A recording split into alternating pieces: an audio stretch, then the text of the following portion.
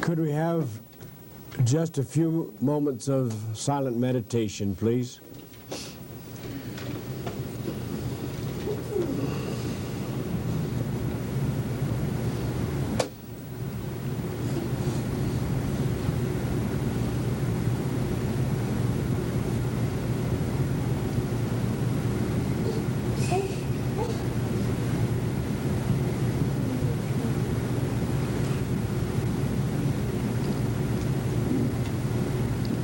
Amen. It's good to be here this morning. It's good to wake up in the morning and look out and see a new day come. And as we were driving up this morning, I just thought of an old song, and I hadn't thought of it for a long, long time. And maybe I should have thought of it more as we used to sing it.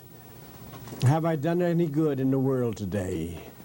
Have I helped anyone in need? Have I cheered up the sad and made someone feel glad? If not, I have failed indeed. Has anyone's burdens been lighter today because I was willing to share? Have the sick and the weary been helped on their way? When they needed my help, was I there? Then wake up and do something more than dream of your mansions above.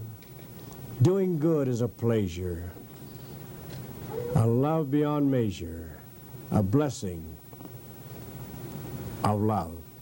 And folks, I used to like the melody, and it took a long while before I got the words through.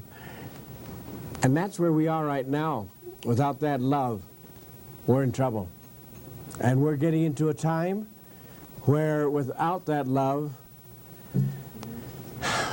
we're in lots of trouble. We're getting closer and closer to the day of reckoning. And I'm not trying to scare anybody. I'm just trying to say, let's get at it.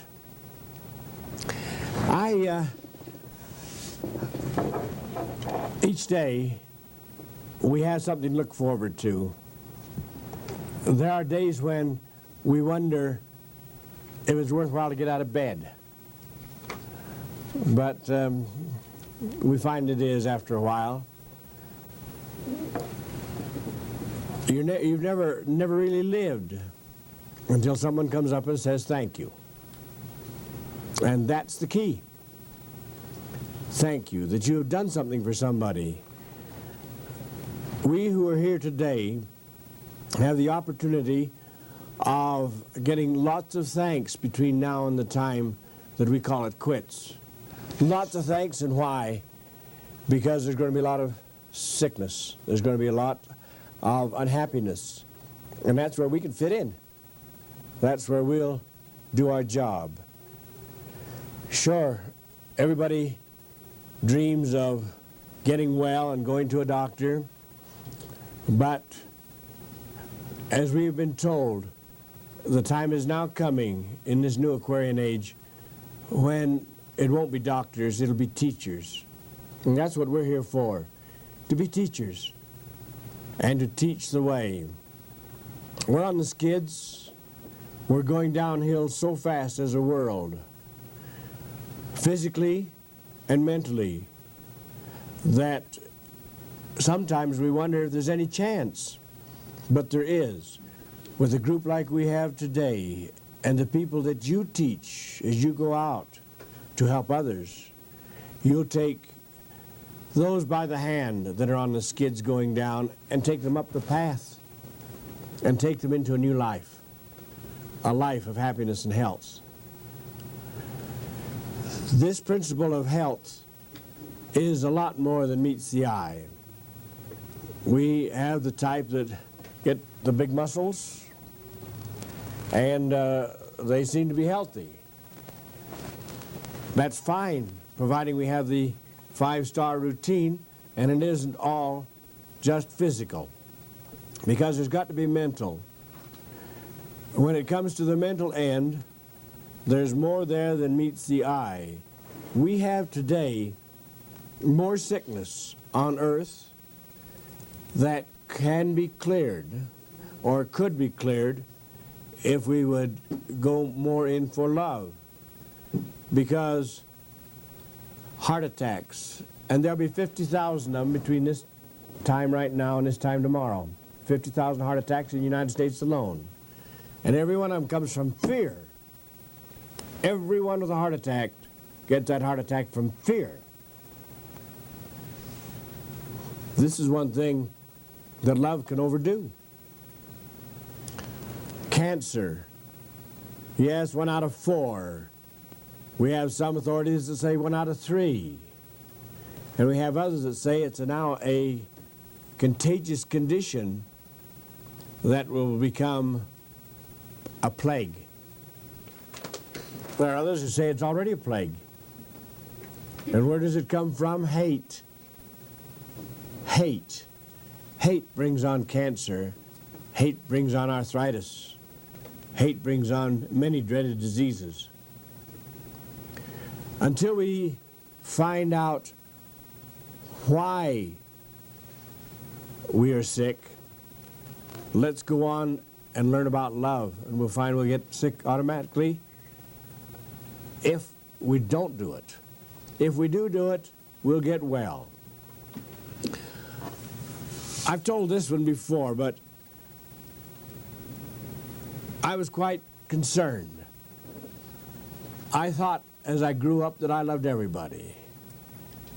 I would get my feelings hurt, and in a few minutes I'd be happy again. And I didn't hold any grudges. Physically, I didn't hold any grudges. But then a doctor told me that I had cancer of the thyroid, and I would have to have an operation. And I knew that cancer came from hate. And how could I have hate? I just kind of love everybody. I was studying then with the group that studies Dianetics. They're under a different title now. But in the old days when Ron Hubbard was with them, I was studying. And I knew that my thyroid condition, my cancer, was from hate someplace. And I just couldn't conceive it, because I was sitting back of a banjo, or always laughing, or always talking to someone, always happy. So one day, an assistant took me, and together we went down the time track. And this individual, well accomplished in the Dianetics field, took me down to my 15th year and my 13th year, and I remembered things that I never knew I would remember. I remembered the silliest little things that were so plain, and each year I went back. And when I got back to a little over a year old, I was in the 2nd year. Hate portrayed itself, and that hate was because my blood mother and father had left me in an orphan's home. And at 14 months old, I had known that I was left alone, and they had gone away and didn't stick around. And I hated that woman. I hated her. But that hate was inside of me. It wasn't outside. It was in the depths of my soul. Then I realized that this was where my cancer had come from. And I knelt down and asked forgiveness. Though she was dead, I asked that she'd pick up the vibration and forgive me for hating her. I got well. The thyroid cleared. I was forgiven. And the hate was out of my body. And that hate can cause cancer in any part of the body if we allow it to stay. Well, that's why we're here, actually. Not because of hate, or not because of fear, not because of the psychosomatics that can do so many odd things to us, but we're here on the positive end. And the positive end is love. And how do we get love? I'll tell you, the people who don't have love, and you can look around and check with your own family, with your own relatives, with your own neighbors, and the people who don't have love, who are hating and who are nasty and who aren't fit to live with, are the constipated people. I hope that sinks through. Just do a little thinking. Just think about those supposedly really close to you that are so obnoxious, cantankerous, that you wish you could annex them. But that's where all of the hate and nastiness in the world comes from, is a human body that isn't loaded with love. And you show me a sick person that's a happy person. Show me a sick person that's full of love, and I'll show you an oddity. Why we are here to learn how to, without any effort, learn the principles of love. Learn the principles that can raise our vibration. The human body has a vibration that is precious, but it happens that this vibration can be measured in hundreds or thousands or tens of thousands if you've got the instruments finely enough calibrated to do the job. I was reading a report from some scientists who had a machine that took the vibrations in the hundreds. And they found out that when an individual had a low vibration of 150 to 200, they were people who would easily catch disease. They would just pick it up without any effort at all. But when they raised the vibration by proper living and eating properly and being happy to 300 to 400, they found out that they didn't catch every cold that came around the corner. At 500 and 600, they got to a point where they were tapping into the fourth dimensional, and they could understand the messages that were coming from higher evolved substances. And they were more happy, more satisfied people. But by the time they got to the 800, they were ready to take on fourth dimension. They were ready to go to a new type of living. This is our attainment now, is to raise the vibration of the human body. If you don't believe this can be a fact, take any individuals that are difficult. I had two interesting cases, two boys, they were brothers. One was just preteen and the other was just in his teens.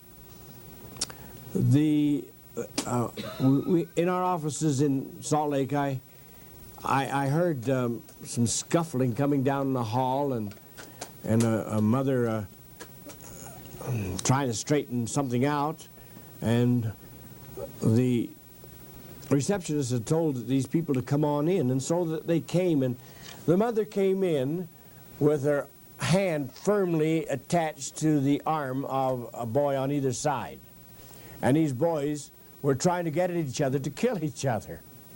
They were just ready for mayhem, and she was using all her strength to keep them apart. She brought them in and said, "You're the last chance that we know of. We have been to every type of doctor we know. We've been to psychiatrists. We have been to mental institutions, and they say there is nothing they can do. These boys just hate each other. They despise each other. Unless we have adult supervision with them 24 hours a day, they will use a brick or a board or something against each other to try and finish off the other one." And she said, "It's making an old woman out of me." Well, I could imagine that. So I gave them the Christopher glare, and they were afraid to move for a minute or two, and they wouldn't have minded so much if they'd known I used that with my Sunday school class too. But they cooled down, and I found out what they were eating. And they were both junk eaters, and they were both heavy meat eaters. We put them on the mucusless diet. We clean out their bowels. We clean out their bloodstream. 90 days later, in the same offices, I heard some laughing and chuckling coming down the hall. And this time, these two boys were coming arm in arm. First time in their life. They had hated themselves from the time they were born, nearly. But here they were, laughing and joking, and their mother with smiles. And she said, "It's a new life." And why? Because we had changed their body function. Some of you may wonder if it can't be done another way. In my school years ago, this was, I don't know, it was in the Salt Lake area. And we had a school there, and we had naturopaths and chiropractors and dentists and different ones coming, as well as our lay students. And we had a chiropractor who wanted to learn the naturopathic and learn some of the other principles. But he was extremely dogmatic in the principle that he didn't have to waste his time with all the things we were studying, because he knew that all he had to do was make a spinal adjustment and it would do the job. I had to show him a case of multiple sclerosis that was so severe that he acknowledged that he couldn't do a thing with it. And I told him at that time it could be handled, but it had to be fed, and the individual had to be rebuilt. And that's what we're here for, is to help rebuild people on a positive note. Not try and scare things out of them, not try and make people believe that they're going to get hell and damnation if they don't snap to and eat right. We got to give it to them in a better form, which is positive. We want to live on the positive state, and this is living. The new Aquarian age that we are in is the teaching age. It isn't the commanding age, but it is the new age wherein we are going to have people coming to us and asking for help. That's when eventually those thank yous will come. We're going to have a National Health Federation convention here on the 11th in Salt Lake. And when I got the notice of it, a memory came back to me that it was just 1 year ago.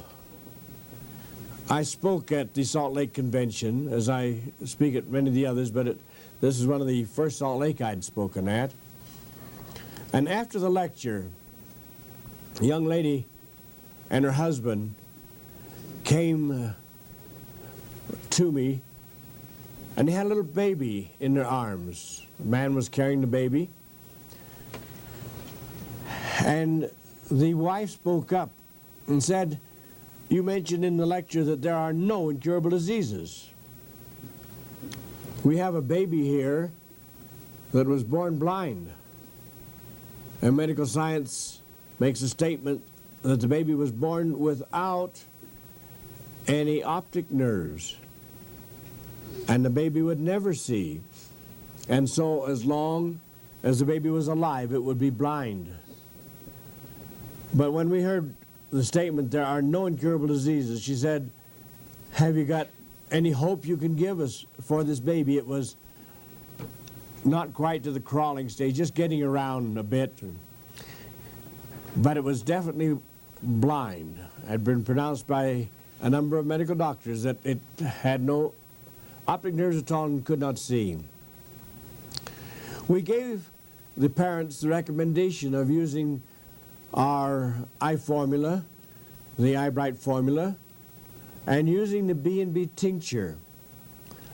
And if they would use this as explained and do it regularly, they could get nothing but good results. We couldn't guarantee anything, but we would tell them this, that it could do no harm to the child at all.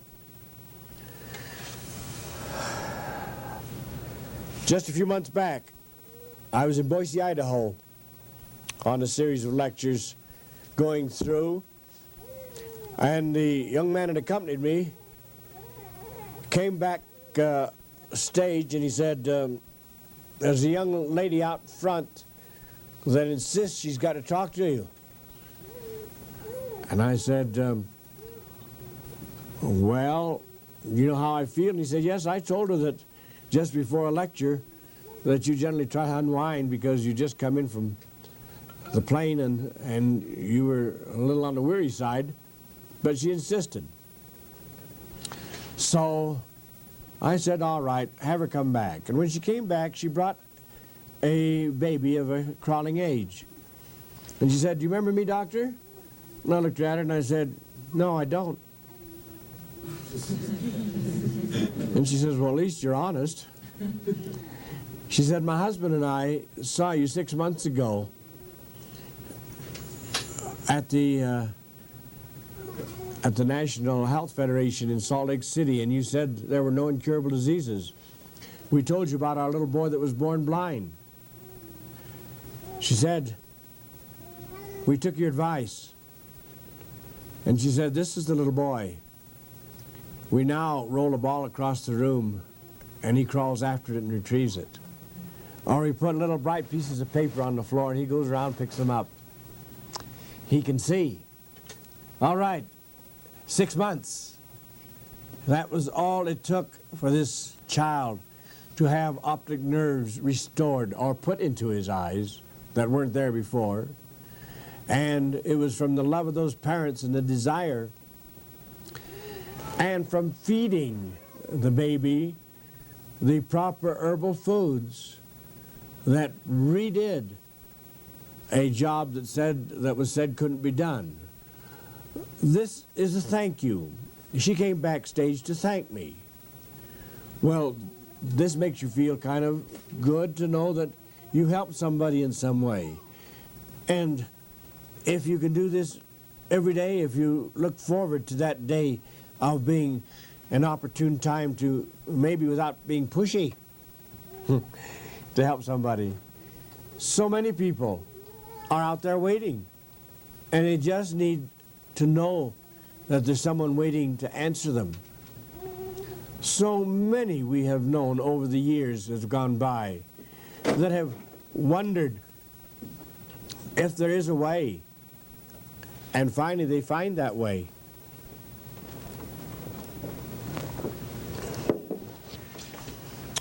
We have found the way, and it has taken us many years, gradually, step by step, locating a way to make a new life. This particular long period of time, and the reason it's taken me as long as it has, is because I'm a little bullheaded and I got a thick skull, and it takes some time for the good Lord to get things through to me, which could have come faster. Just like the lady I was writing about that sat by me on the plane. I was a little annoyed that she didn't keep her thoughts to herself. When I'm out traveling, I'm yakking all the time, and I get a chance to sit down and buckle up and be quiet for a little while. I want that solitude. But this little lady, she was obnoxious. We buckled up and we'd gotten off into the air. Where are you going? Toronto. I went back to reading. What you going to do? What you going back to Toronto for? None of your business, man, but I'm going back to lecture. Oh, what about? Diet and health. I'm an herbalist. Oh, you know, I'm interested in diet and health. So what? Oh? She said, yes, you know, 2 years ago, I had a pain, a horrible pain, in my left breast. And it got so bad I went to the family doctor. Checked me over, rushed me right over to the hospital. Severe cancer. Removed the breast. But he said, you know, you don't have to worry. We got all those little tentacles, and we got all those little feelers down in there. Got it all. Don't think you have any more trouble with your cancer. Wonderful. 6 months later, she had a pain in the right breast. She goes back to him. Well, he says, I guess we missed some of it. Mammalectomy, bilateral. 2 sides now. Both breasts were gone. I think we got it all this time. She went home. In less than 6 months, pains in her abdomen, pains in her pelvic area. She was sick. She went back, found out what all these pains were. Exploratory would have to be going into, but just preliminary. It told her that she was eaten up with cancer. They would have to go in and remove the reproductive organs, part of the bowels, and from just before going into exploratory surgery, they figured that there wasn't a lot that they could leave in there. And here was the cancer that had been cleared twice now. And here it was back, and all through her body. For 40 years now, from the podium, I have made this statement, and I will continue to make it. There can never be freedom from cancer as long as we have a dirty bloodstream. Never. And these are some of the things we're going to teach you. To clean up the body, the bowel, the bloodstream, etc., until it can be healed. Until that time comes, we are in trouble. I never realized how much that bloodstream counted on a human body. As I have gone through practice over these many years, people would come to me with blood conditions, but they'd always felt that they were the healthy ones. When they see that blood come out, it was red, so they were the great American boy or girl, but they didn't realize that maybe that blood had something in it. Troubles. While being in the Army practicing, one of the nastiest jobs I had, and I mean it was a nasty job, was lancing, tapping, and draining boils. And you won't realize how nasty it is until the pus from a few boils have hit you in the face a few times. And you'd rather have some other type of a job. But we had to go through with it. This young fellow came in. He was covered with boils. He walked like an old mother hen with the wings out because he couldn't get his arms down. He had a nest of boils under each arm. He waddled in. He couldn't walk straight because, well, guess where those boils were? I had to lance, tap, and drain those too. He had them all over his body. By the time I'd got the major part of him done, it was now working on his neck, wherein there was scar tissue on top of scar tissue upon top of scar tissue with boils coming through. Soldier, how long have you had these boils? Never been without them. Never known a day since I was a baby when I didn't have boils. Supposing I write you a prescription and guarantee that in 90 days The boils will all be gone, and you won't have any more boils as long as you live, as long as you follow the prescription. Will you do it? And Doc, you're pulling my leg. Couldn't be. Said, I guarantee. All right, I'll do it. So I pulled my prescription pad out of the desk and wrote him a prescription, handed it to him. Thanks, Doc, and he headed down the hall. I said, hey, wait a minute. Before he got down very far, get back here. I said, you didn't read where that prescription was to go. He was heading down for the pharmacist. He looked at it and he says, it says mess sergeant. And I said, yeah, mess sergeant. And this is what it said. This man is to have fruits, vegetables, grains, nuts, and seeds. All raw possible, balanced, pre-soaked or low-heated. And that was the prescription. I signed it. He looked at me. He wasn't sure whether I was pixelated, all there or not. He said, okay, I'll do it. I'm game. 90 days we kept him under observation, and he had not a boil on his body in 90 days. Why? Because we changed his body function. All right. We kept him under observation as long as he was in the service and never had another boil. Now, how does this compare with the lady with the mammectomies, with the breasts removed?